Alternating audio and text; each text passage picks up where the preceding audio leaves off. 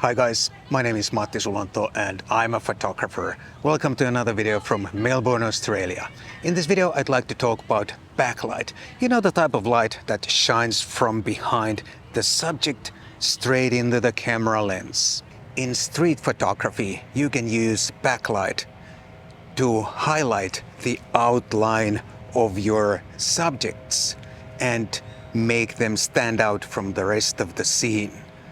That can make pretty much any street photo look awesome. You have to position yourself so that the sun is shining from behind the subjects, mostly people, of course, that you are photographing. And of course, it works better if you can find a background that is distinctively darker than your main subjects, the people in the foreground, because the bright outline doesn't do much if the background is also bright white. This is one guaranteed way to make your street photos more interesting, to add another dimension to your street photos and to add some 3D pop to your street photos.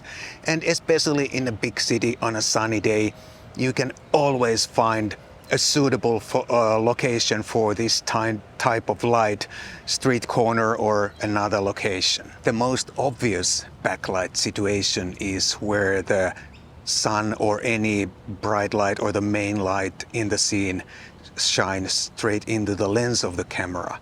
It can be a sunset, but it can be any other scene too, a cityscape or another type of scape, a landscape for example. With a wide-angle lens or ultra-wide-angle lens, that can happen easily because the angle of view is so wide and it can be hard to sort of ignore or crop out the sun, for example, or the main light source. With a telephoto lens, it's easier to crop out the sun, for example, from the picture, even though you are shooting into the light.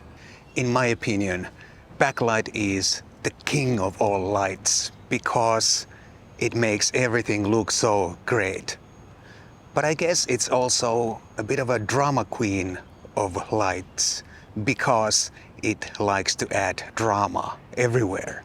It makes every picture look a bit more dramatic than they actually are.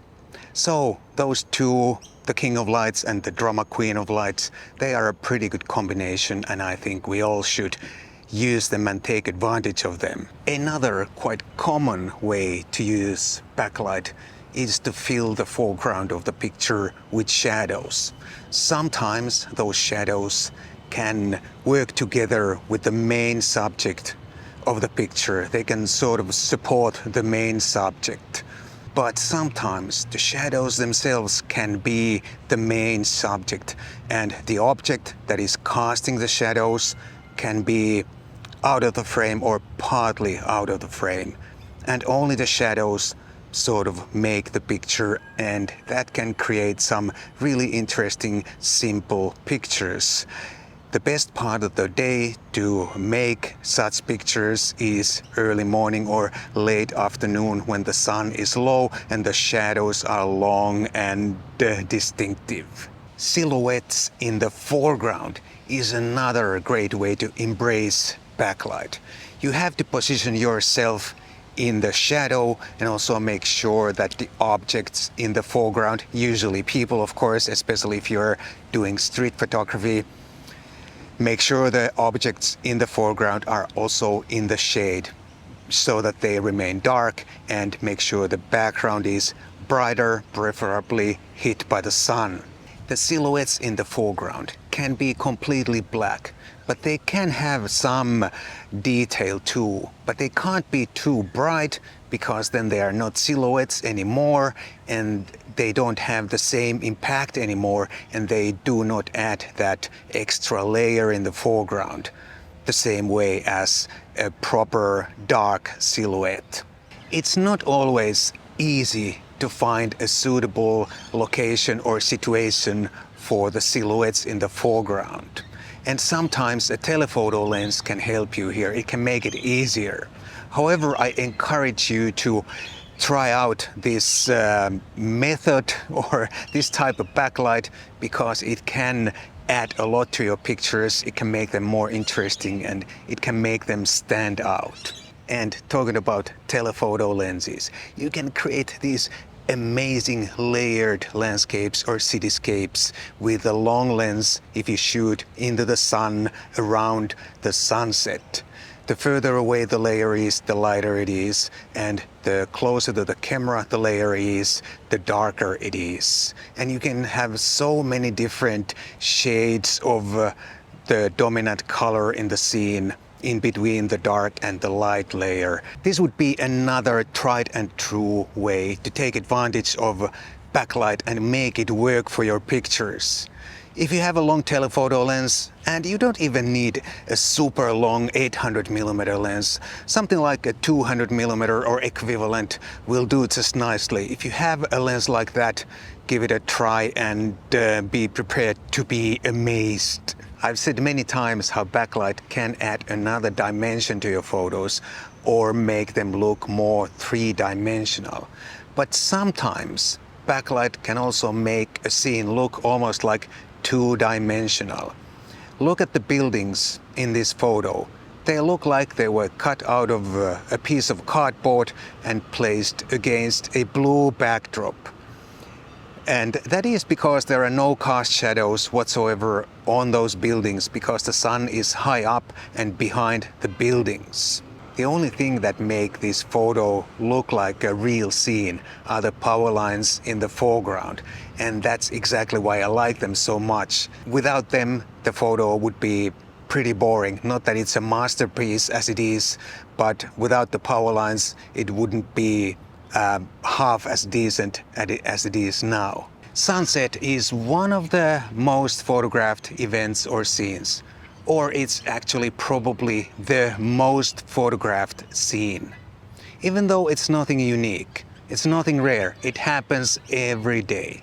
Except if you travel far enough north or far enough south, there is a period each year when the sun never sets or sun never rises. But in most inhabited parts of the world, the sun will set every day, guaranteed. But what makes the sunset so appealing and photogenic, even though it's nothing rare or unique? I think first of all it's the glowing, warm, golden colors. They look so gorgeous. But it's also a backlit scene, and backlight makes everything look gorgeous and amazing and dramatic. When it comes to the choice of gear, I think generally speaking, a wide angle works better if you want to fill the foreground with shadows, and the telephoto works better for those layered pictures. But as always in photography, there are no fixed rules. You can create layers with a wide angle and you can fill the foreground of your picture with shadows on a telephoto lens. It all depends on the scene in front of you and how you use your gear. And when it comes to the camera settings, I think the most demanding situation or challenging situation is when the sun or the main light source in the scene is shining straight into your lens. Then sometimes you may have to decide whether you want to preserve the highlight details or the shadow details. In my opinion, most of the time you will probably want to preserve the highlight details. But also if a big part of the scene, the foreground usually is black without any detail, that doesn't look very good either. So you just have to balance between those two, whether you want highlight or shadow detail in your picture. In my opinion, all other backlight situations are not that big of a challenge compared to any other type of lighting or photo situation. And as always, the best way to find out how it works and how to make the best out of it is to experiment and shoot more. Try a little bit of underexposure, try a little bit of overexposure, try normal exposure, apply exposure compensation or shoot manual, whatever you like the best. but the main thing is to experiment and find out for yourself. This is all I have for you in this video. If this little backlight tour was enjoyable or useful, please do consider buying me a cup of coffee. There's a link down below for that if you don't live in Finland. Thank you so much, and I'll definitely see you soon in the next one.